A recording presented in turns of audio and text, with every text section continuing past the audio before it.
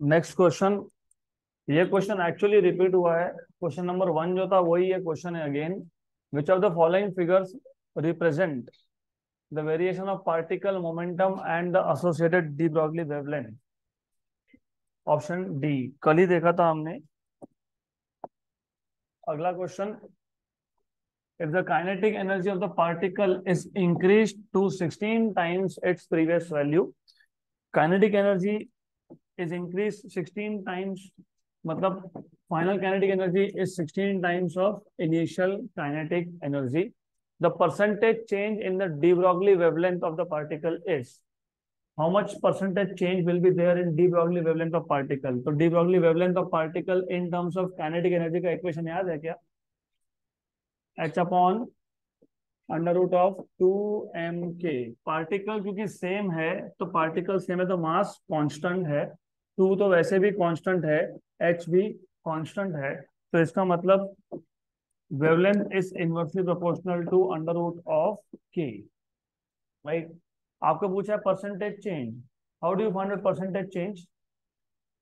Physics में कोई भी फिजिकल क्वांटिटी में परसेंटेज चेंज कैसे फाइंड करते हो? Final value minus initial value upon initial value into 100। लेकिन याद रखना, परसेंटेज चेंज इन मोमेंटम पूछा है कि वेवलेंथ पूछा है? वेवलेंथ। तो delta lambda by lambda into 100 ये फाइंड करना है। तो नॉर्मली क्या करते हो? नॉर्मली लिखते हो lambda final minus lambda initial upon lambda initial into 100, normally ऐसा लिखते हैं। लेकिन इस केस में ना lambda initial minus lambda final होगा। क्यों? For a very simple reason, inversely proportional है। काइनेटिक एनर्जी बढ़ेगा तो वेवलेंथ कम होगा, तो final wavelength is less than initial wavelength. तो एक काम करो, इसको मॉड लिख दो, done. That is better thing to do. और ये होता है इनिशियल। तो ये क्या आ जाएगा आपके पास? Lambda 2 by lambda 1 minus lambda 1 by 1 into 100। तो lambda 2 upon lambda 1 is equal to under root of k1 by k2, under root of k1 by k2, which is equal to under root of what is k2? 16 times of k1। तो k1 upon 16 times of k1, k1 k1 cancel, 1/16 का root 1/4। तो lambda 2 by lambda 1 आ गया 1/4। इसको substitute कर दो यहाँ पे। So therefore percentage change in wavelength is equal to 1/4 -1 into 100। ये आ जाएगा -3/4। -3/4 का मॉड आ जाएगा +3/4 इंटू 100। तो 75% होता है ये। 1 जा एंड 25 जा, 25 3 जा इज 75%। तो how much change is there? 75%। Option number B. Done.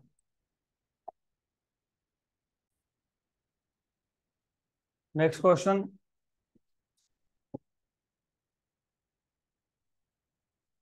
The wavelength lambda E of electron and lambda P of photon of same energy are related by।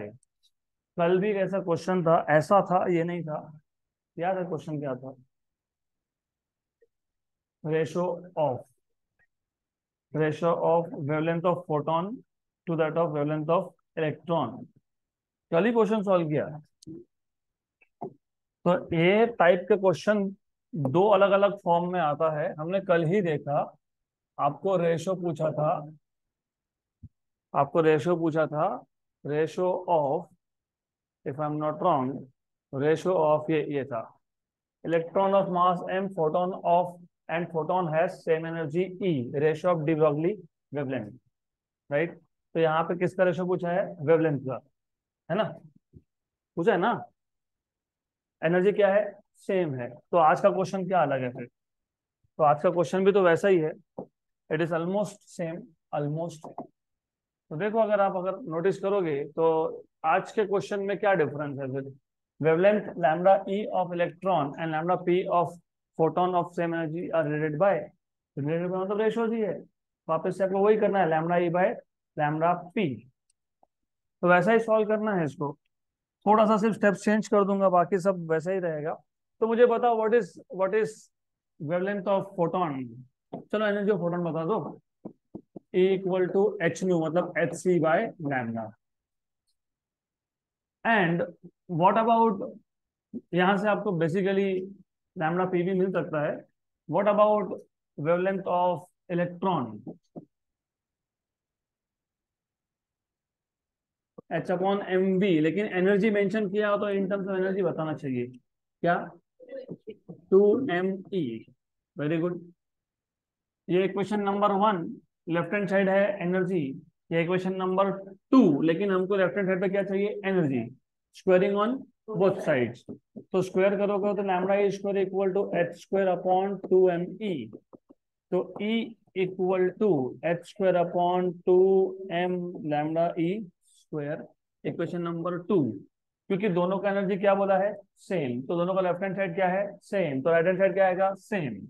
तो फ्रॉम इक्वेशन नंबर 1 and 2, क्योंकि left hand side same है तो right hand side भी same आएगा, तो H C by lambda P, H C by lambda P will be equal to H square upon upon 2m 2m lambda E square.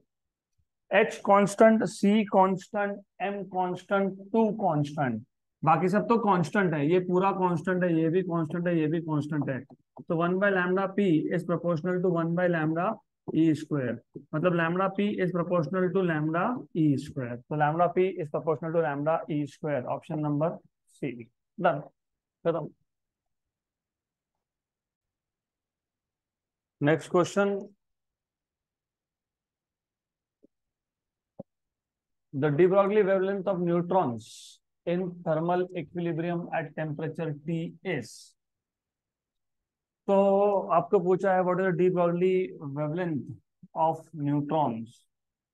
आपको याद होगा general formula for de Broglie wavelength, H upon under root of 2me।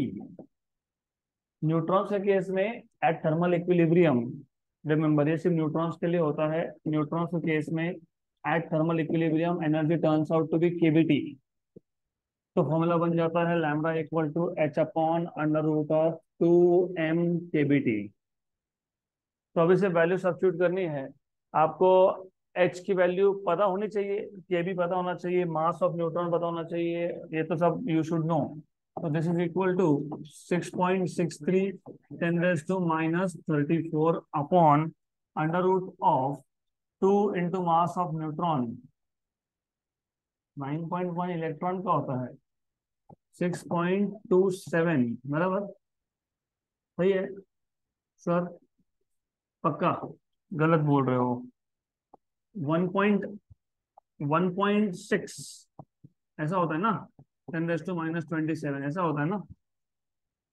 Yes, kilogram. Mass of neutron mass of proton भूल गए? Mass of neutron mass of proton आपको याद नहीं, याद होना चाहिए। What is mass of neutron mass of proton? Log book है, log book है, लॉग बुक उसमें होगा। I can tell you but you have to remember, ये बेसिक बेसिक चीज है। ε0 h μ0, mass of proton, mass of electron, mass of neutron, ये आपको पता होना चाहिए, पहले ही पेज पे है। When you open this log book ना, उसके पीछे का देखो, कॉन्स्टेंट्स दिए होंगे आपको, है constants. Check what is mass of proton और न्यूट्रॉन, क्योंकि ये पता होगा तो 1 am ही पता होगा, यही नहीं पता तो 1 am ही पता नहीं। What is mass of proton और न्यूट्रॉन दिखाओ, उसमें ही है, ग्रीन बुक, यस। इसमें you will see page number, page number change कर दिया उन्होंने, ठीक है, they have changed it, but anyways ये पीछे दिया हुआ है, अभी अभी चेंज कर दिया, अभी पीछे लिख दिया। ये देखो, ये मास of proton and mass of neutron आखिरी में लास्ट में कितना है देखो, बताओ। 1 इंटू 10⁻², तो वही तो लिखा है मैंने, that is what you need to remember. KB की वैल्यू भी लिखी है, बताओ केबी की वैल्यू क्या है? What is Boltzmann constant? 38 into 10⁻⁻23। Very good. तो ये आता है 1.38 इंटू 10⁻⁻23। गुड। तो this is something that you need to know, ये आपको पता होना चाहिए। और साथ में रूट ऑफ टी भी है, तो रूट ऑफ टी को मैं अलग लिख रहा हूँ, क्योंकि आंसर अगर आप देखोगे तो रूट ऑफ टी है अलग से डिनोमिनेटर में। तो हमने क्या किया, 2 m kb, ये वैल्यू सब्स्टिट्यूट कर दी m kb की, रूट टी को अलग कर दिया। 23 और 27 माइनस माइनस माइनस 50, उसका रूट 25 है। तो lambda equal to 6.63 into 10⁻⁻34 upon 10⁻⁻25। 1.6 into 2, 3.2 into 1.4, 1.38 मतलब 1.4। What is 3.2 into 1.4?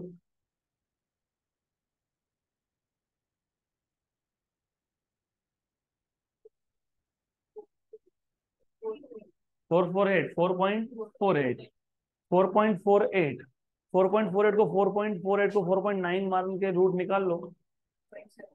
0.7 नहीं आता, 0.7 नहीं आता।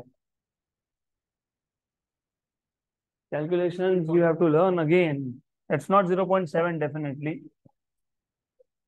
चलो बता देता हूँ मैं।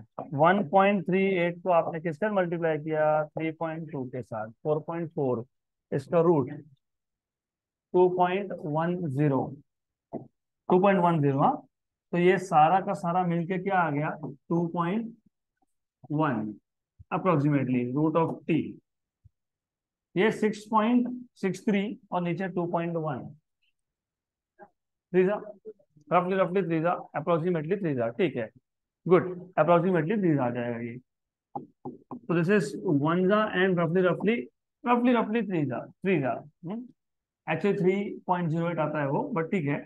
ये ऊपर जाएगा -9, very good, 10⁻⁹ upon root of T. अगर मुझे एंगस्ट्रॉम में लाना है तो 10⁻⁻10 चाहिए। यहाँ -10 लिखना है तो यहाँ पे 30 लिखना पड़ेगा। तो क्या लिखोगे? 30 into 10⁻⁻10 upon root of T. तो 30/√t एंगस्ट्रॉम, 30/√t एंगस्ट्रॉम। तो 30/√t कहाँ पे दिख रहा है? 30/√t, option number D. 30/√t angstrom is option number D. Done.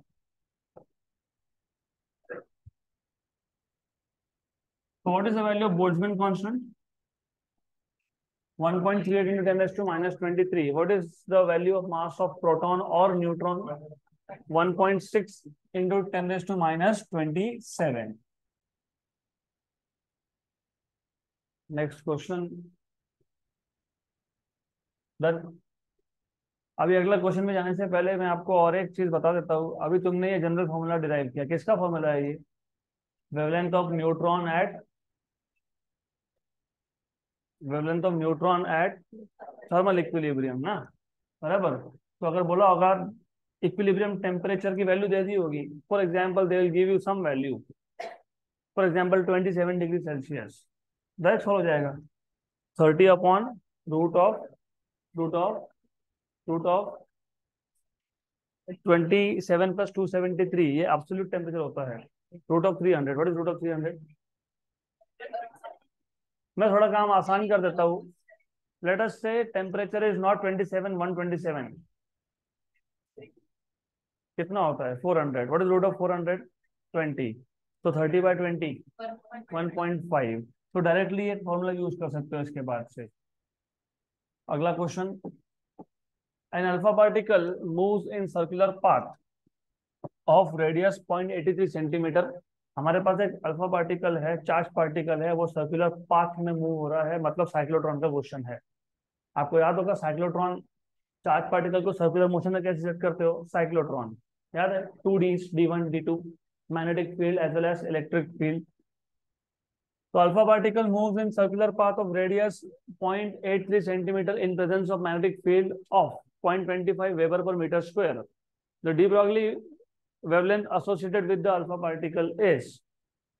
अब देखो, आपको डी ब्रॉगली वेवलेंथ अगर फाइंड करना है तो डेफिनेटली सबसे बेसिक फॉर्मूला है mv। और अल्फा पार्टिकल का मास तुमको पता ही होता है, mass of alpha particle is 4 times of mass of proton, क्योंकि उसमें 2 प्रोटॉन और 2 न्यूट्रॉन और दोनों का मास लगभग सेम है।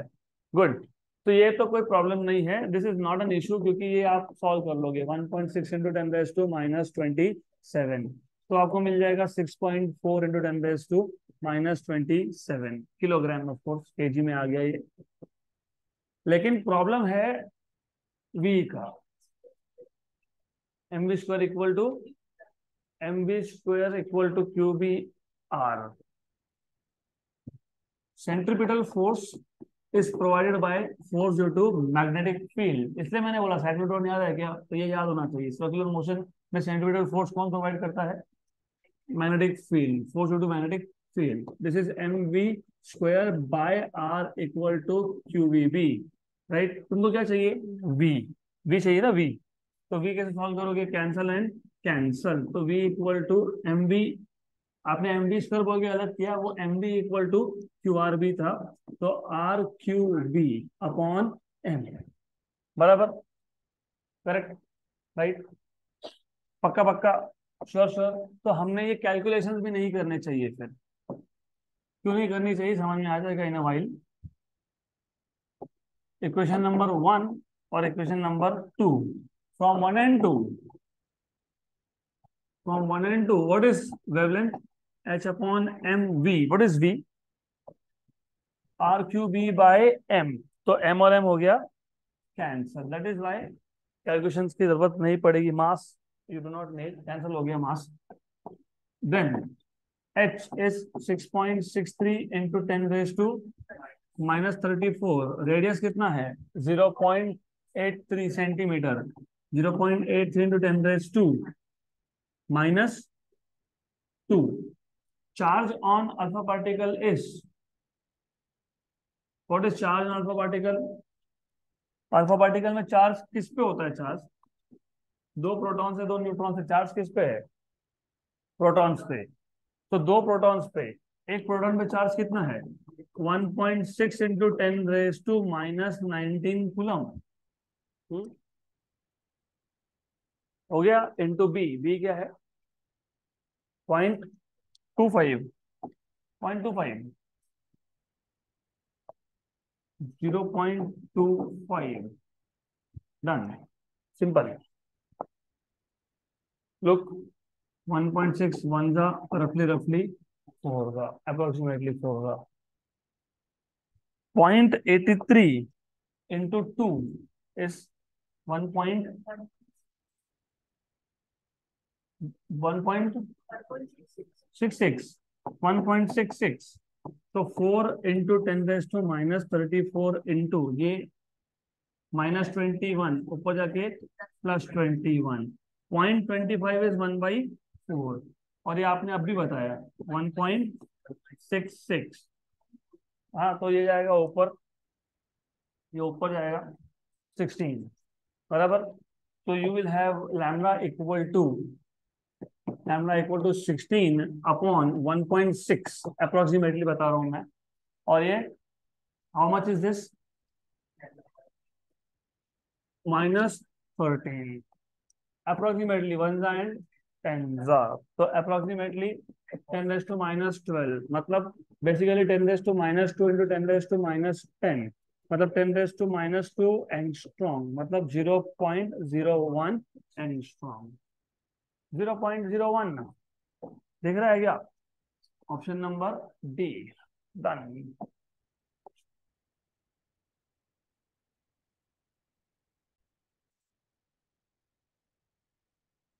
Next question.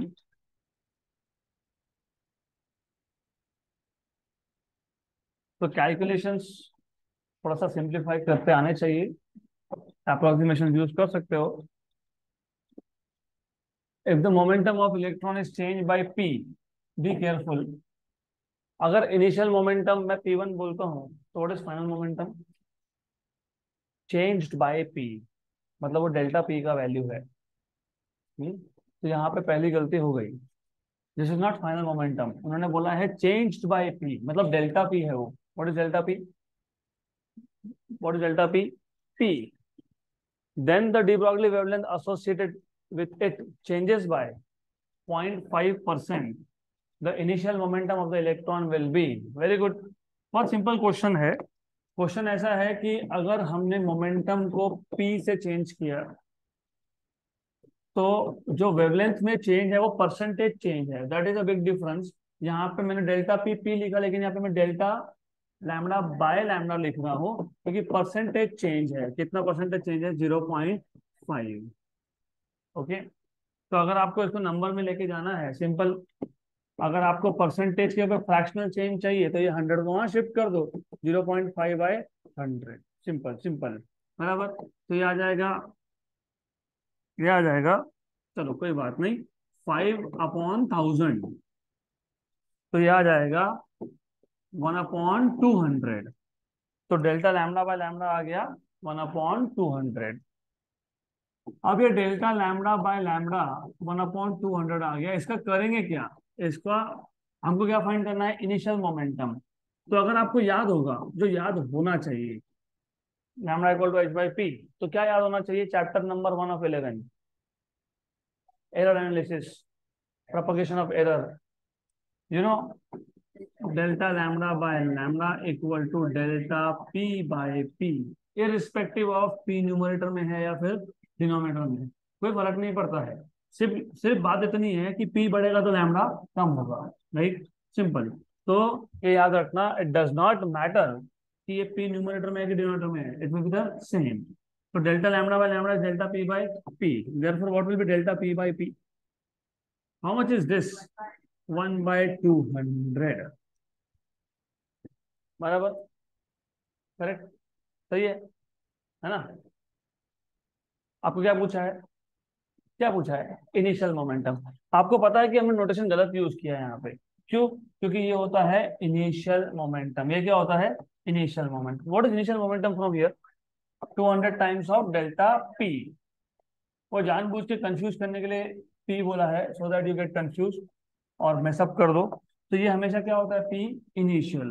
तो फिर यहां से आपको पी इनिशियल कितना मिल गया? 200 डेल्टा पी. लेकिन डेल्टा पी को क्या बोला है? पी. तो what is initial momentum? 200 P. तो देखो ऑप्शन में है क्या? है option number A. Done. Simple simple.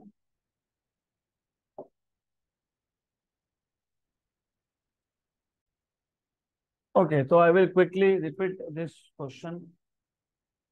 आपको ऐसा बोला है परसेंटेज चेंज इन वेवलेंथ, मतलब डेल्टा लैम्डा बाय लैम्डा ये 5% है. परसेंटेज चेंज हमेशा मल्टीप्लाई बाय 100 करते हो. 0.5%, 0.5% है. तो what is delta lambda by lambda from here? 0.5/100. That is 5/1000. That is equal to 1/200. आपको पूछा है इनिशियल मोमेंटम कितना होगा. तो wavelength is inversely proportional to p, h/p. इसका मतलब ये होता है कि delta lambda by lambda is equal to delta P by p. लेकिन डेल्टा लैम्डा बाय लैम्डा क्या है? कितना है? 1/200. और ये जो पी तुम लिखते हो ये कौन सा होता है? इनिशियल. तो what is initial momentum from here? 200 times of change in momentum. But what is change in momentum? P. तो 200 पी. अगला question. Electrons used in electron microscope are accelerated by a voltage of 25 kilovolt.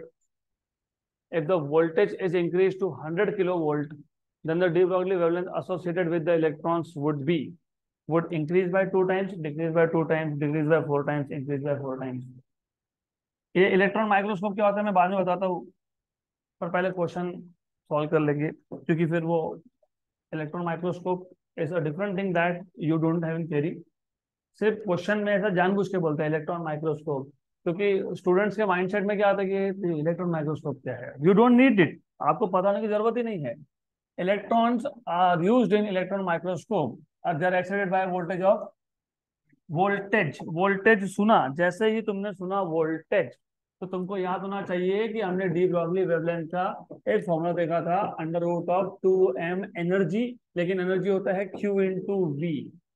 और specifically electrons के लिए वैसे तो जरूरत नहीं है, वैसे डोंट नीड इट, लेकिन स्पेसिफिकली इलेक्ट्रॉन्स के लिए अगर तुम ये सारे वैल्यूज डालते हो, मास ऑफ इलेक्ट्रॉन तुमको पता होता है 9.1 इंटू 10⁻31, चार्ज इलेक्ट्रॉन होता है 1.6 into 10⁻19। If you put all this, तो wavelength is 12.28 upon under root of V angstrom, right. I am telling you ये फॉर्मूला की जरूरत तो नहीं है यहाँ पे, but you need to know this. तुमको पता होना चाहिए कि ये इलेक्ट्रॉन के लिए ही है, न्यूट्रॉन के लिए नहीं, प्रोटॉन के लिए नहीं, और न्यूट्रॉन के लिए तो हो ही नहीं सकता, न्यूट्रॉन इज न्यूट्रल। तुम उसको 1 वोल्ट में रखो या 1 लाख वोल्ट में रखो, वो एक्सलेट होगा ही नहीं, क्योंकि वो न्यूट्रल है, वो चार्ज ही नहीं है उस पर, क्या एक्सलेट होगा वो। तो from here what do you see, inversely proportional to 1 by voltage, root of voltage. तो lambda 2 by lambda 1 is under root of V1 by V2। तो लैम्डा 2 बाई लैम्डा 1, V1 कितना है 25 किलो वोल्ट, 25 किलो वोल्ट, और V2 100 kilo volt. Kilo kilo cancel, दोनों में kilo kilo था, हो गया कैंसल। 1/4, 1/4 मतलब 1/2। तो लैम्डा 2 इज लैम्डा 1/2, तो decreases by 2 times. Done, decrease हुआ ना, पक्का डिक्रीज हुआ ना। हाँ, okay. So let us just quickly look at what is electron microscope very quickly. इसको बोलते हो इलेक्ट्रॉन माइक्रोस्कोप। देखो नॉर्मल माइक्रोस्कोप में what you use is light. तुमको अगर कुछ देखना है माइक्रोस्कोप से, तो नॉर्मली होता क्या है, सराउंडिंग का लाइट उस पर फॉल होगा, फिर ऑब्जेक्टिव लेंस है, फिर आईपीस है। मतलब नॉर्मल माइक्रोस्कोप को ऑप्टिकल माइक्रोस्कोप बोलते हो, क्योंकि you look at the object through eye with the help of visible light. लेकिन इलेक्ट्रॉन माइक्रोस्कोप में हम ऑब्जेक्ट को देखते नहीं है, we do not see that object, क्योंकि हम वहां पे लाइट का यूज नहीं करते, हम यूज करते हैं इलेक्ट्रॉन्स का। और क्यों यूज करते हैं, अगर सपोज मेरे पास एक स्पेसिमेन है, मतलब एक सैंपल है, मुझे पता करना है कि सैंपल के अंदर एटम्स का अरेंजमेंट कैसा है, तो मैं अगर लाइट यूज करूंगा तो फायदा ही नहीं है, लाइट रिफ्लेक्ट हो जाएगा, लाइट विल नॉट पेनिट्रेट। अगर आपको एटम्स का या मॉलिक्यूल का अरेंजमेंट जानना है, तो लाइट मतलब जो भी चीज तुम यूज कर रहे हो, उसको मटेरियल के अंदर जाना पड़ेगा, जाएगा नहीं, रिफ्लेक्ट होकर बाहर आ जाएगा, तो आपको इंटरनल स्ट्रक्चर पता लग नहीं सकता। फिर हम लोग क्या करते हैं, हम लोग हाई एनर्जी इलेक्ट्रॉन्स का यूज करते हैं। और इलेक्ट्रॉन्स कैसे इमिट होते हैं, with the help of some electron gun. और इलेक्ट्रॉन गन डिफरेंट टाइप्स के होते हैं, थर्मियोनिक भी होता है। थर्मियोनिक में मतलब एक फिलामेंट लेते हैं जैसे टंगस्टन, उसको हीट करते हो, हीट होने की वजह से इलेक्ट्रॉन्स वहां से इमिट होते हैं, थर्मियोनिक भी होता है। बाकी मेथड्स भी है, यू हैव डिफरेंट मेथड्स। तो थर्मियोनिक इमिशन से हमने इलेक्ट्रॉन्स इमिट कर लिए, उसको बोलते हैं इलेक्ट्रॉन गन। तो सबसे पहले देखेगा इलेक्ट्रॉन गन। और ये जो इलेक्ट्रॉन्स है ना, इसको वेरी हाई एनर्जी पे लेके जाना पड़ता है। क्यों वेरी हाई एनर्जी, क्योंकि उसको मटेरियल को पेनिट्रेट करना है। Electrons must go through, penetrate through, आर पार जाना चाहिए इसके लिए, तो it has to have very high energy. और नंबर 2, क्योंकि इलेक्ट्रॉन्स नेगेटिवली चार्ज है सारे के सारे, तो जब इमिट होंगे तो they will start repelling each other. तो जो बीम है ना, वो डिस्पर्स होने लगेगा, फैलने लगेगा, स्प्रेड स्प्रेड होने देना नहीं है। तो उसको हम लोग बोलते हैं कॉलीमेटर। तो what you use is collimator. तो कॉलीमेटर के हेल्प से हम लोग उसको एक्सेलरेट भी करते हैं इलेक्ट्रॉन्स को, क्योंकि क्यों एक्सेलरेट करना है, you need to have high energy electrons. Accelerate भी होगा और साथ साथ में कॉलीमेट भी होगा। तो यहाँ पे आपको एनोड दिख रहा होगा, anode. This anode is use for 2 purposes. Number 1, accelerate, क्योंकि पॉजिटिव होता है ये। Number 2, focus, it is also use to focus. उसके बाद यू हैव मैग्नेटिक लेंस। मैंने पहले ही बताया, जो नॉर्मल माइक्रोस्कोप होता है उसमें ऑप्टिकल लेंस होते हैं। ये लेंस है ऑप्टिकल, राइट। ऑप्टिकल लेंस का काम क्या है, डाइवर्ज या कॉन्वर्ज करना। ये चार्ज पार्टिकल्स है, ये ग्लास से डाइवर्ज कॉन्वर्ज नहीं होते, किससे होते हैं, मैग्नेटिक फील्ड से। तो यहाँ पे तुमने क्या लगा दिया, magnetic lens. The role of this magnetic lens is to diverge और कॉन्वर्ज, राइट। लाइट को डाइवर्स कन्वर्ट करने के लिए ऑप्टिकल लेंस यूज होता है, चार्ज पार्टिकल को डाइवर्स कन्वर्ट करने के लिए मैग्नेटिक लेंस यूज होता है। फिर ये जो हाई एनर्जी इलेक्ट्रॉन्स है, ये डायरेक्टली तुमने स्पेसिमेन पे सैंपल पे डाल दी, राइट। अब होता क्या है ना, सैंपल पे डालने के बाद दे विल स्टार्ट स्कैटरिंग। तो हम लोग अलग अलग डिटेक्टर यूज करेंगे। यहाँ पे एक सेकेंडरी इलेक्ट्रॉन डिटेक्टर है और यहाँ पे एक back scattered electron, back scattered मतलब जो नीचे जाके वापस से आया, रिफ्लेक्ट होके आया, उसके लिए भी एक है। और जो इलेक्ट्रॉन सरफेस से रिफ्लेक्ट नहीं हुए लेकिन अंदर गए, और अंदर गए तो अंदर कौन थे, एटम्स, मॉलिक्यूल। एटम्स में क्या है, इलेक्ट्रॉन्स। इलेक्ट्रॉन इलेक्ट्रॉन की वजह से क्या होगा, स्कैटरिंग। तो बाकी इलेक्ट्रॉन स्कैटर होके आएंगे। तो कुछ इलेक्ट्रॉन्स बैक स्कैटर होंगे, बैक स्कैटर मतलब 180 डिग्री का स्कैटरिंग। बाकी जो स्कैटरिंग होगा वो 180 डिग्री पे नहीं होगा, it will be between 0 degree and may be 90 degree, may be 180 degree. तो फिर उसके लिए तुमने सेकेंडरी डिटेक्टर लगाया। तो ये दोनों डिटेक्टर का डेटा कंप्यूटर में फीड करोगे, कितने एंगल पे कितने इलेक्ट्रॉन्स आए, उससे हमको ये पता लग सकता है कि मटेरियल के अंदर, स्पेसिमेन के अंदर, सैंपल के अंदर हाउ एटम्स और मॉलिक्यूल्स आर अरेंज्ड। तो दिस इज इलेक्ट्रॉन माइक्रोस्कोप। अगला question, in Davison and Germer experiment, अभी ये तो याद होना ही चाहिए आपको, थ्योरी क्वेश्चन है basic. The velocity of electrons emitted from the electron gun, वहां पे भी हमने इलेक्ट्रॉन गन यूज किया था, कैन बी इंक्रीज बाय, मैंने अभी बताया velocity of electrons can be increase by, किससे इंक्रीज किया तुमने, एनोड, कॉलीमीटर एंड एनोड, मतलब basically increasing the potential difference between the filament and the anode. ये फिलामेंट है जहां से इलेक्ट्रॉन इमिट हो रहा है, राइट, और ये एनोड है। एनोड क्या करता है, एक्सलेट करता है, बराबर, मतलब ये नेगेटिव पोटेंशियल पे है, ये पॉजिटिव। अगर तुम पोटेंशियल डिफरेंस बढ़ा दोगे किसमें, फिलामेंट में और एनोड में, तो फिर क्या होगा, एक्सेलरेशन किसका, इलेक्ट्रॉन्स का। तो हो गया option number A. In Davison and Germer experiment, Davison and Germer experiment भी ऐसा ही होता है, एक इलेक्ट्रॉन गन होता है, उसके बाद एक एनोड होता है। तो अगर आपको वेलोसिटी ऑफ इलेक्ट्रॉन बढ़ाना है तो क्या करोगे, पोटेंशियल डिफरेंस बढ़ा दो, खत्म, done. Next question, a beam of a beam of cathode rays, you know what are cathode rays,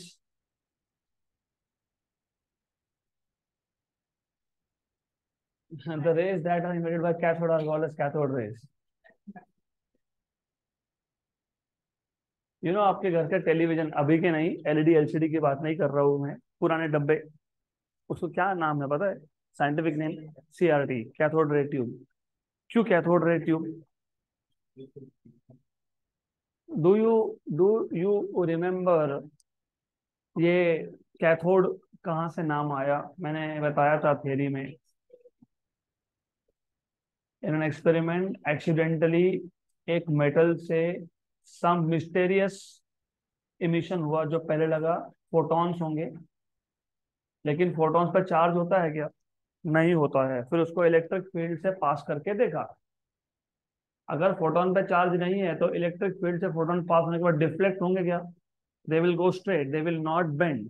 लेकिन ये डिफ्लेक्ट हुए, बराबर, तो डिफ्लेक्ट हुए मतलब ये चार्ज पार्टिकल्स है, और फोटोन का चार्ज पार्टिकल होता नहीं है। तो फिर बाद में समझ में आया कि ये जो चार्ज पार्टिकल है ये इलेक्ट्रिक फील्ड में पॉजिटिव के तरफ अट्रैक्ट हो रहे हैं। पॉजिटिव की तरफ नेगेटिव चार्ज अट्रैक्ट होता है कि पॉजिटिव चार्ज अट्रैक्ट होता है, पॉजिटिव प्लेट की तरफ पॉजिटिव अट्रैक्ट होता है कि नेगेटिव अट्रैक्ट होता है। तो फिर ये पार्टिकल्स कौन से होंगे, नेगेटिव, मतलब कौन है, इलेक्ट्रॉन्स। तो कैथोड रेज मतलब इलेक्ट्रॉन का बीम होता है। I have told you this in theory also, कि इतनी भी छोटी बातें मैं क्यों बताता हूँ, क्योंकि जब तुम जेई नीट के क्वेश्चन सॉल्व करते हो ना, तो वो तुमको नहीं बोलेंगे कि इलेक्ट्रॉन बीम है, क्या बोला है, पढ़ो, बीम ऑफ कैथोड रेज। अब जिनको पता ही नहीं कैथोड रे, कैथोड रे मतलब इलेक्ट्रॉन बीम, तो क्वेश्चन सॉल्व ही नहीं होगा फिर। बीम ऑफ कैथोड रेज मतलब इलेक्ट्रॉन्स है ये, negatively charge particles, is subjected to crossed electric and magnetic field. Crossed electric and magnetic field मतलब इलेक्ट्रिक फील्ड को मैग्नेटिक फील्ड परपेंडिकुलर है। यहाँ पे क्रॉस मतलब अंदर जा रहा है वो नहीं, क्योंकि क्रॉस डॉट कन्वेंशन में क्रॉस मतलब फील्ड इज गोइंग इनसाइड। अगर मुझे बताना हो कि magnetic field is going inside तो मैं क्रॉस यूज करूंगा। मुझे बताना है कि सिर्फ electric field and going inside तो मैं क्रॉस यूज करूंगा। यहाँ पे मैग्नेटिक और इलेक्ट्रिक फील्ड को क्रॉस बोला है, तो आपको पता होना चाहिए कि मैग्नेटिक फील्ड या इलेक्ट्रिक फील्ड को क्रॉस्ड बोलने का मतलब क्या होता है, क्या होता है पता है? परपेंडिकुलर। अगर ये इलेक्ट्रिक फील्ड है तो ये कौन सा फील्ड है? मैग्नेटिक फील्ड है। तो क्रॉस्ड इलेक्ट्रिक एंड मैग्नेटिक मतलब magnetic field and electric field are perpendicular to each other. अभी क्या बोला है आगे? The fields are adjusted such that the electron such that the beam is not deflected. मतलब ये जो कैथोड रे इलेक्ट्रॉन का बीम है वो डिफ्लेक्ट नहीं हुआ, होना चाहिए, होना चाहिए। क्यों? मैग्नेटिक फील्ड करता क्या है? वही तो करता है, क्या करता है? डिफ्लेक्ट करता है। क्या करता है? सर्कुलर पाथ प्रोवाइड करता है। The specific charge of the cathode rays is given by, excellent. मुझे पता है आपको स्पेसिफिक चार्ज भी नहीं पता। स्पेसिफिक चार्ज मतलब होता है ratio of e by m. Charge to mass ratio को बोलते हो specific charge. Charge of electron upon mass of electron is called as specific charge. Charge to mass ratio is known as specific charge. Question समझ में आया? मैं वापस repeat करता हूँ। हमारे पास कैथोड रेज है मतलब इलेक्ट्रॉन का बीम है, वो किस में से पास हो गया? Crossed electric and magnetic field, right. और ये फील्ड्स इलेक्ट्रिक और मैग्नेटिक फील्ड तुमने कैसे एडजस्ट किए? Such that the beam is not deflected, मतलब इट विल गो स्ट्रेट। ये सिर्फ तब पॉसिबल होगा, it is possible if and only if force due to electric field is perfectly balanced by force due to magnetic field. तो ये cyclotron का case नहीं है। साइक्लोट्रॉन के केस में इलेक्ट्रिक फील्ड एक्सेलरेशन का काम करता है, मैग्नेटिक फील्ड कर्वेचर का काम करता है। यहाँ पे बोला है कि कर्वेचर होना ही नहीं है, तो ये साइक्लोट्रॉन नहीं है। तो इलेक्ट्रिक फील्ड चार्ज पार्टिकल पे कितना फोर्स लगाता है पता है? Q into E. याद है ये? Force due to electric field is Q into E. और आपको ये पता है क्यू वी बी, बराबर? करेक्ट? सही है? Sure sure? 100%? या तो यस बोलो तो नो बोलो, सही है कि नहीं? ओके।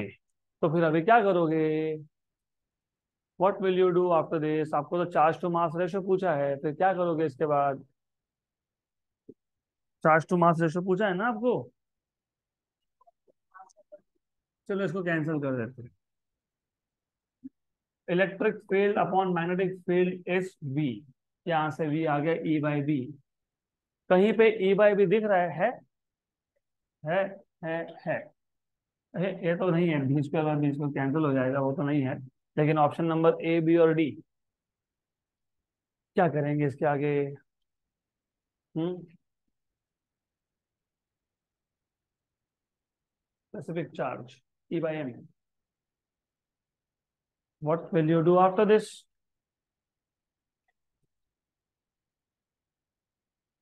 डिवाइड बाय मास करके क्या फायदा होगा? What is the use by dividing it by mass? Think think think.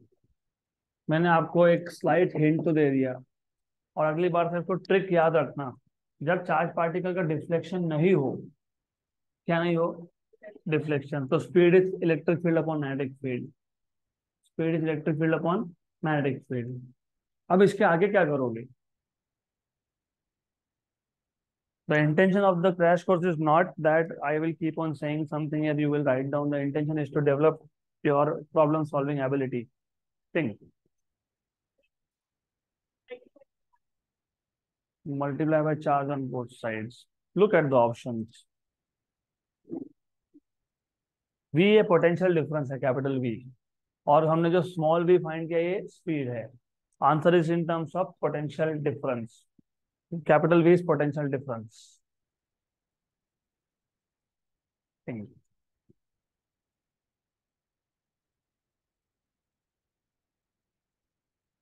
और एक हिंट, हमारे पास ई बाई बी है, यहाँ पे E square by B square by E square ऐसा दिख रहा है, मतलब कहीं ना कहीं इसका स्क्वायर होने वाला है। Kinetic energy, very good, excellent. Kinetic energy is half m v square. Good. Let us take an example of electron जो पहले रेस्ट पे था, मतलब काइनेटिक एनर्जी जीरो था। अब इसको मैंने दो प्लेट्स के बीच में रख दिया, एक प्लेट नेगेटिवली चार्ज है, दूसरा पॉजिटिवली चार्ज है, दोनों में पोटेंशियल डिफरेंस V वोल्ट का है, V volt. What is going to happen? और डिफ्लेक्शन कहाँ पे डिफ्लेक्शन होगा, क्या होगा, सिंपल लैंग्वेज में बताओ क्या होगा? इट स्टार्ट्स मूविंग, मतलब it starts gaining kinetic energy, क्योंकि इस पे क्या हो गया, वर्क डन हो गया, क्या हो गया, वर्क डन। तो work done appears in the form of kinetic energy. But what is work done in electrostatics? Work done, charge into potential difference, Q into V is kinetic energy. What is charge for us? Electron. तो E into V, ये तो मैंने इसलिए तुमको बोला कि revise करके आना। तुमको याद है, तुमने आइंस्टाइन फोटोइलेक्ट्रिक इक्वेशन में भी मैक्सिमम काइनेटिक एनर्जी के लिए क्या लिखा था? EV0। What was V0 there? Stopping potential, तो वहीं से तो आया था। What is kinetic energy for electron? अब बताओ, work done, what is work done? Charge into potential difference. तो kinetic energy is nothing but charge into potential difference equal to 1/2m। What is V? E/B, तो E²/B²। Specific charge मतलब क्या होता है? E/m। तो E/m is E²/2, 2VB²। अरे m को shift कर दिया यहां से, v को शिफ्ट कर दो, E²/2VB²। है क्या कहीं पे? देखो तो कहाँ दिख रहा है? Option number D. Good. So what is work done in electrostatics? Q into V, and that work done appears in the form of kinetic energy. None.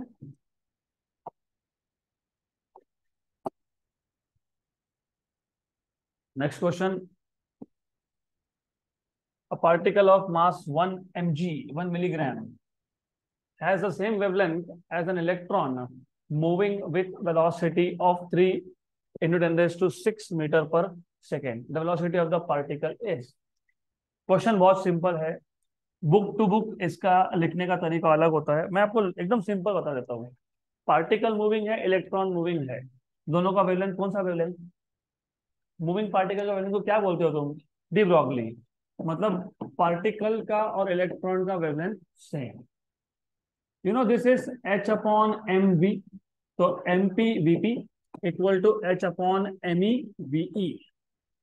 आपको क्या पूछा है, क्या पूछा है आपको? वेलोसिटी ऑफ द पार्टिकल, मतलब क्या पूछा है? Vp। ये तो हो गया कैंसल, Vp को वहां शिफ्ट कर दिया, तो Vp equal to Me/Ve/MP। Done, खत्म। What is mass of electron? दिया हुआ है 9.1 इंटू 10⁻⁻31 लिख रहा है यहाँ पे। What is speed of electron? वो भी दिया हुआ है 3 इंटू 10⁻⁻6, +6 है, माइनस नहीं है, +6 upon what is mass of particle? 1 milligram, मतलब 10⁻³ और वापस से kilogram, -3। 1 milli, mass of particle is 1 milligram, मतलब 10⁻³ लेकिन 1 ग्राम खुद होता है 10⁻³ किलोग्राम। तो फिर what is mass of particle? 10⁻6 kilogram. तो अगर ये तुम नहीं करोगे तो आंसर मैच ही नहीं होगा आपका, आपका 10⁻³ से आंसर गलत आएगा। तो ये आ जाएगा। अब देखो, सिंपल है, हो गया क्वेश्चन खत्म। ये 27 है, ये 27 है, ये 31 में से 6 गए, 25 -25 और वापस 6 गए, -19। तो -19, इसको इधर दे देता हूँ, एक एक एक पॉइंट इसको शिफ्ट कर देते हैं। तो 2.7 इंटू 10⁻⁻18 मीटर पर सेकेंड। देखो है क्या? ऑप्शन नंबर सी।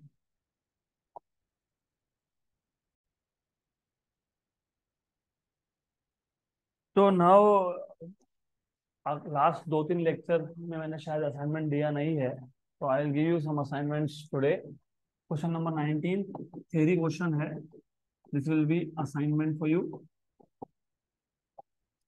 ये असाइनमेंट है। उसके बाद question number 20 will be assignment for you. Question number 21 will be assignment for you. Question number 22 will be assignment for you. 23 will be assignment for you. We'll start with 24. और ये सारे theory questions है.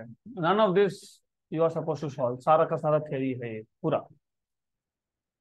including this one. Okay. तो सारे ही theory है.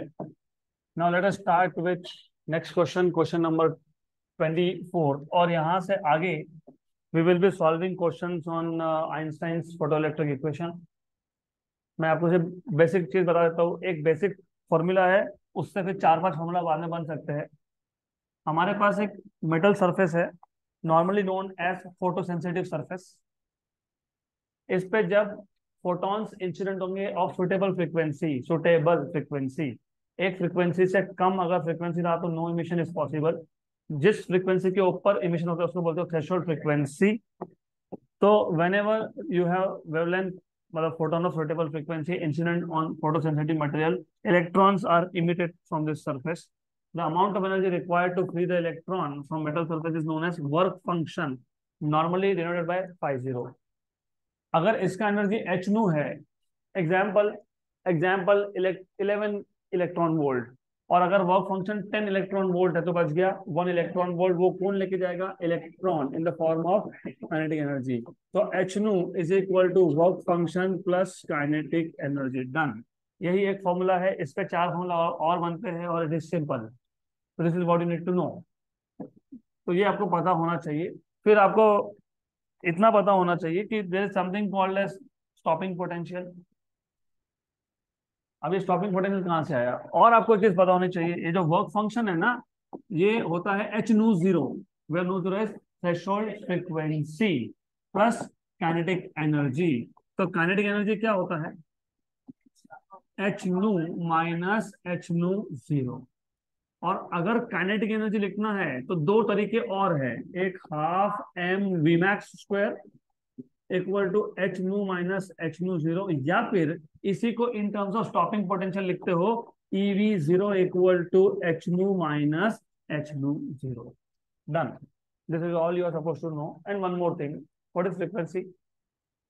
c by lambda. तो उसको c by lambda के फॉर्म में भी लिख सकते हो. तो ये सब पता अगर होगा तब जाके you can think of solving this question. When to monochromatic light of frequency nu and nu by 2 are incident on a photoelectric metal, the stopping potential becomes Vs by 2 and Vs respectively.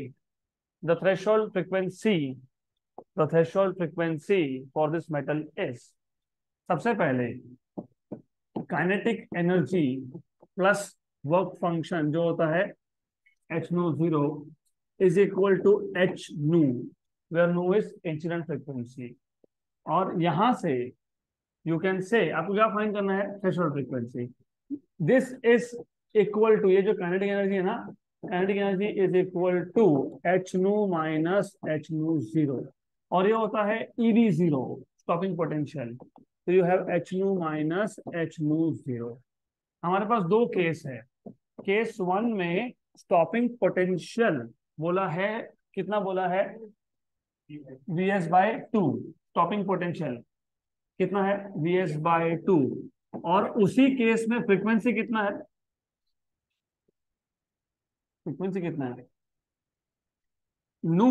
पहले frequency कितना है? Nu. You are getting confuse. चलो मैं तुम्हारा confusion कम कर देता हूँ. और स्टॉपिंग पोटेंशियल को मैं V से डिनोट करूंगा. This is V stopping potential. तो पहले केस मेरे को बताओ, केस 1 में बताओ फ्रीक्वेंसी कितना है? नू. स्टॉपिंग पोटेंशियल कितना है? Vs by 2. ये यहाँ सब्स्टिट्यूट कर दो तो E V1 मतलब Vs by 2 equal to H nu 1 कितना दिया हुआ है? नू. तो fine nu minus H nu 0. Equation number 1. Case 2, case 2 में फ्रीक्वेंसी कितना दिया हुआ है? Frequency nu by 2. Stopping potential कितना बोला है? Vs बाय 2 की Vs. Very good. Vs. Okay. Substitute कर दो वापस से यहाँ पे. हाँ, तो क्या आएगा बताओ? EVs equal to H nu by 2 minus H nu 0. Equation number 2। यहां तक समझ में आया क्या? हमारे पास ना एक इक्वेशन है ए, आइंस्टाइन फोटोइलेक्ट्रिक इक्वेशन। कंडीशन दो है, जब इंसिडेंट फ्रीक्वेंसी नू था, stopping potential V S by two था। तो जब ये नू था तब ये क्या था, V S by two. Substitute कर दिया इक्वेशन नंबर ए में, इक्वेशन नंबर 1 बन गया। जब फ्रीक्वेंसी नू बाई टू है, फ्रीक्वेंसी नू बाई टू है, तब उस केस में स्टॉपिंग पोटेंशियल कितना है, वी एस। तो फिर सब्स्टिट्यूट करो, क्या आएगा बताओ, बताओ बताओ क्या आएगा बताओ। फ्रीक्वेंसी कितना है, नू बाई टू, ये कितना है, वी एस। तो क्या लिखा मैंने, ई वी एस एच नू बाई टू माइनस एच नू। यहाँ तक क्लियर? तुमको फाइंड क्या करना है, थ्रेशोल्ड फ्रीक्वेंसी। हमारे पास दो इक्वेशंस है, 1 और 2। क्या करोगे?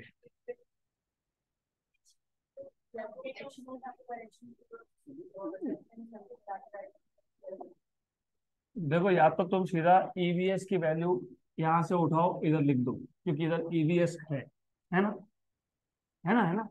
या फिर इक्वेशन नंबर 1 को 2 से मल्टीप्लाई कर लो। 2 से मल्टीप्लाई करने से क्या होगा, 2 2। और फिर इक्वेशन नंबर 2 से उसको सब्ट्रैक्ट कर लो। क्यों? Look look look at the options, look at the option. Option में कहीं पे भी स्टॉपिंग पोटेंशियल है क्या? तो स्टॉपिंग पोटेंशियल हटाना पड़ेगा। कैसे हटाओगे? फिर यही तरीका है। आई एम टेलिंग यू, 2 3 मेथड्स है, ये तुम्हारे ऊपर है। तुम साइमल्टेनियस इक्वेशन कैसे सॉल्व करते हो, वैसे कर लो। कैसे करते हो? Multiply equation number 1 by 2 and subtract, right. Otherwise otherwise what you can do is, ये जो इक्वेशन नंबर 1 है ना, इसको तुम और भी मॉडिफाई कर सकते हो, कर लो। कुछ करना नहीं, 2 को वहां शिफ्ट कर देना। तो ईवीएस क्या आ जाएगा, 2h नू माइनस 2h नू जीरो, इसको बोल देना इक्वेशन नंबर 1। अभी क्या करोगे, इक्वेशन 1 और 2 का लेफ्ट हैंड साइड क्या है, सेम, तो राइट हैंड साइड क्या होगा, सेम। तो फ्रॉम इक्वेशन नंबर 1 और 2, क्योंकि दोनों का लेफ्ट हैंड साइड सेम है तो राइट हैंड साइड भी सेम होगा। तो क्या आएगा, 2h नू माइनस 2h नू जीरो इक्वल टू h नू बाई 2 माइनस h नू zero, correct. H H H गया गया गया, एच एच गया। यहां से मैं 2h ही कॉमन निकाल लेता हूँ, नू माइनस नू जीरो। पर फायदा नहीं होगा वो करके, ठीक है। एच नू कॉमन, एच एच कॉमन निकाल लो, एच क्या बचेगा, नू बाई टू माइनस नू जीरो, एच एच गया। तुमको क्या चाहिए, क्या चाहिए तुमको, क्या चाहिए, क्या चाहिए, थ्रेशोल्ड फ्रीक्वेंसी। इसलिए मैंने बोला था कि 2 को कॉमन मत निकालो। 2 नू माइनस 2 नू जीरो इक्वल टू नू बाई टू माइनस नू जीरो, बराबर। इसको वहां शिफ्ट करो, इसको यहाँ शिफ्ट करो। तो 2 नू माइनस नू बाई टू, और ये वहां जाएगा तो क्या हो जाएगा, प्लस। तो 2 नू जीरो माइनस नू जीरो। तो व्हाट इज 2 नू जीरो माइनस नू जीरो, नू जीरो। दो में से आधा, डेढ़, डेढ़ इज 3/2। दो में से आधा गया तो 1.5, मतलब 3/2। तो 3 नू बाय 2। कहाँ पे दिखता है ऑप्शन, ऑप्शन नंबर डी। वो लिखा थोड़ा गलत तरीके से है, they should be writing it by 3/2। है क्या 3/2 में? Yes, done.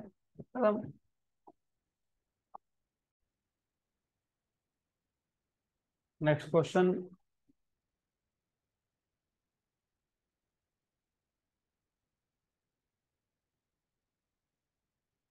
Late us move ahead to next question। 2021 NEET का क्वेश्चन है, NCERT page number 398 I guess, yes. तो the number of photons per second on an average emitted by the source of monochromatic light of wavelength 600 nanometer when it delivers a power of 3.3 into 10 raised to minus 3 watt will be given h value 6.6 into 10 raised to minus 34 joule second। Question ऐसा है, हमारे पास एक bulb है, some source of light, monochromatic light. तो how many number of photons does it emit per second on an average given the wavelength of light source is 600 nanometer and the power is 3.3 into 10 raised to minus 3 watt. It is just like asking you, यहाँ पे एक tubelight है, इसका power तुमको बता देता हूँ मैं, इसका वैल्यू बता देता हूँ, मुझे बताओ एक सेकंड में कितने फोटॉन्स इमिट हुए। क्वेश्चन समझ में आया? सोर्स ऑफ लाइट क्या करता है? फोटॉन्स इमिट करता है। तो एक सेकंड में कितने फोटॉन्स इमिट कर रहा है source of light, that is the question. Power दिया है और वेवलेंथ दिया है। आपको आपके पास दो चीजें दी है, पावर एंड वेवलेंथ। तो मुझे बताओ फॉर्मूला कैसे डेवलप करोगे, क्योंकि ये थ्योरी में नहीं होता है फॉर्मूला कवर, क्योंकि होना भी नहीं चाहिए, बहुत बेसिक है। तो how will you find out number of photons per unit time, पर सेकेंड मतलब पर यूनिट टाइम? तो n/t,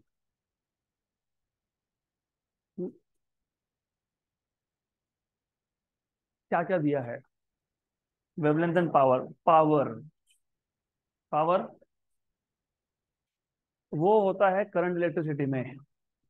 यहाँ पे ना करंट है, this is there is nothing to do with current, तुम फोटॉन्स की बात कर रहे हो।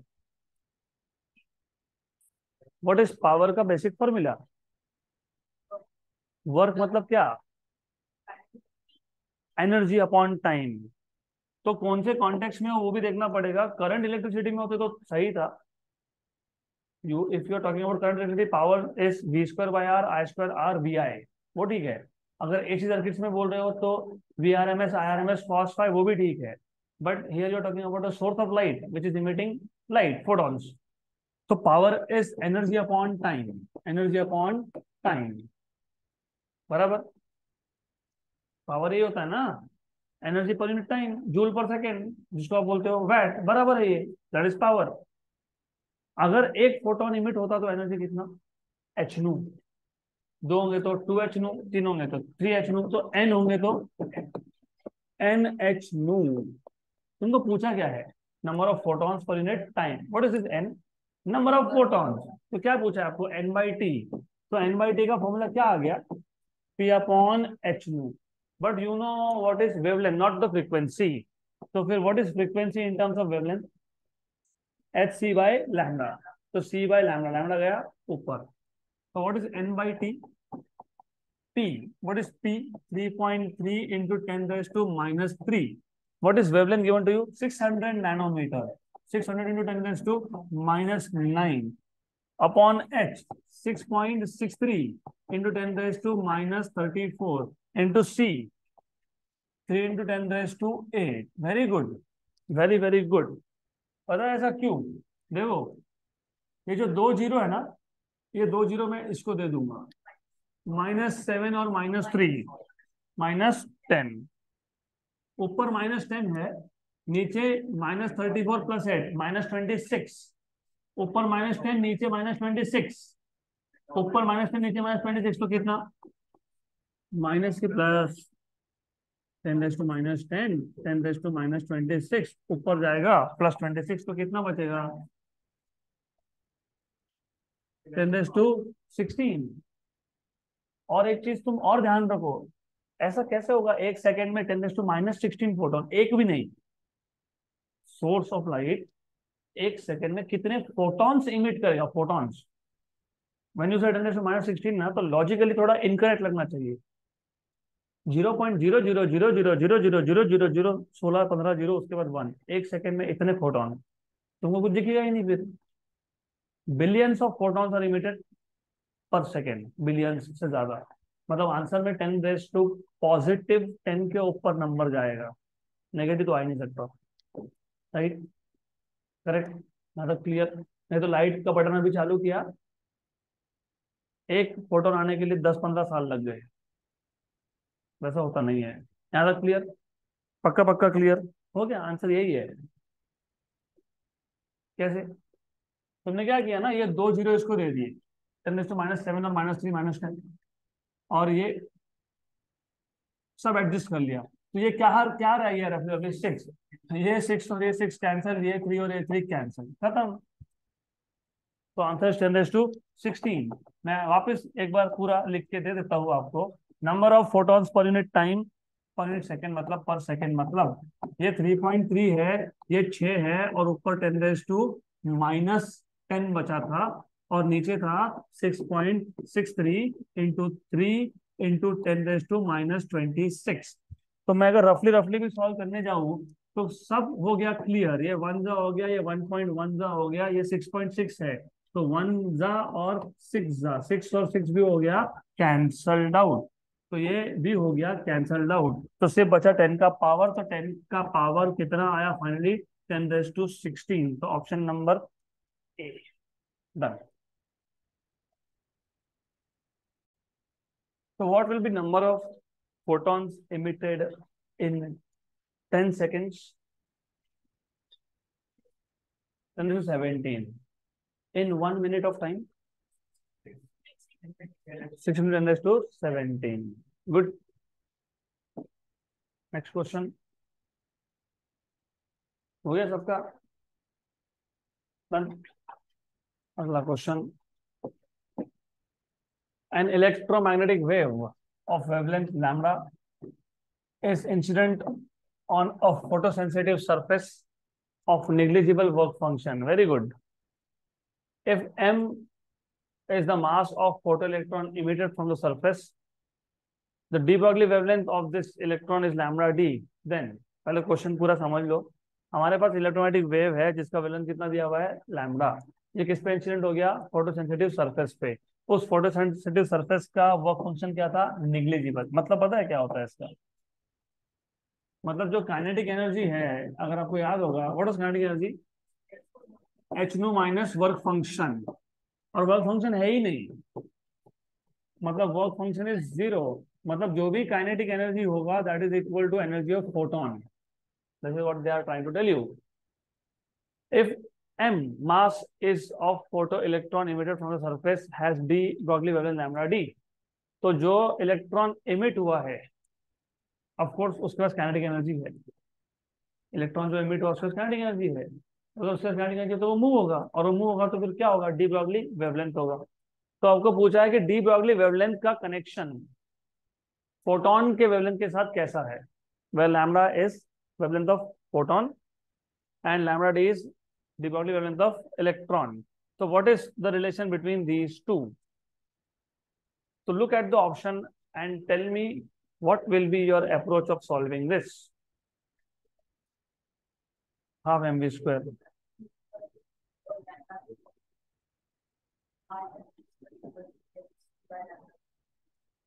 Wait. Look at the option and think. Photon का वेवलेंथ दिया है लैम्बडा, बोला है, और इलेक्ट्रॉन का कितना है? Lambda D. इलेक्ट्रॉन पार्टिकल है, पार्टिकल का वेवलेंथ क्या होता है? एच अपॉन एम वी, मतलब मोमेंटम, एच अपॉन पी। बराबर, यहाँ तक क्लियर? तो अगर मुझे लैम्बडा डी चाहिए तो एच अपॉन पी चाहिए, मतलब पी चाहिए, मोमेंटम चाहिए। मोमेंटम यहाँ से कैसे आएगा? Exactly, now you are thinking. This is what I am telling you कि थोड़ा सा सोचो, ध्यान दो। Multiply divide by M, half M square V square by M equal to H nu. अब इसके आगे this is P square, P square by 2m equal to H nu. बराबर, बराबर, yes. But if you know de Broglie wavelength is h upon p, सही है, सही है ना? तो h equal to lambda d into p, equation number 2 substitute कर दो। देयरफॉर पी स्क्वायर, मैं ऐसा क्यों कर रहा हूँ? मुझे ना स्क्वायर रूट लेने में कोई इंटरेस्ट नहीं है, that is why I am doing all this thing. I don't want to take square roots. तो या तो आप ऐसा करो, चलेगा, कोई दिक्कत नहीं है। एच की जगह लिखोगे, हाँ वैसा भी कर सकते हो, या फिर again as I told you, look at the answers also. Answer में पी दिखता है कि एच दिखता है? एच, तो फिर एच रहने दो एच। क्या करोगे फिर? You will substitute for p. तो P equal to H upon lambda d, क्योंकि ऑप्शन में H है, P नहीं, तो फिर मैं यहाँ पे ना P के लिए सब्स्टिट्यूट कर दूंगा, सब्स्टिट्यूट कर दो।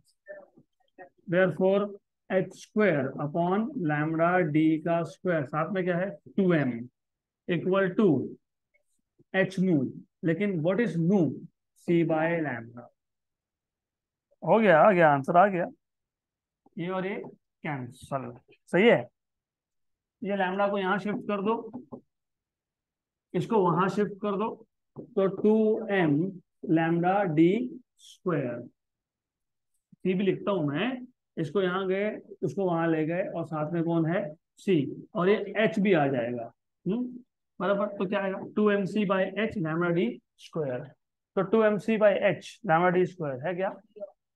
हाँ, lambda equal to 2mc by h lambda d square, lambda equal to 2mc by h lambda d square. Option number A done. उधर लैम्डा डी नहीं है, ऑप्शन नंबर डी थे वो अच्छे से। ऑप्शन नंबर डी तुम बोल रहे हो ना, कहाँ डी, लैम्डा डी कहाँ पे है? यहाँ पे लैम्डा डी है, ऑप्शन नंबर ए। खत्म, डन।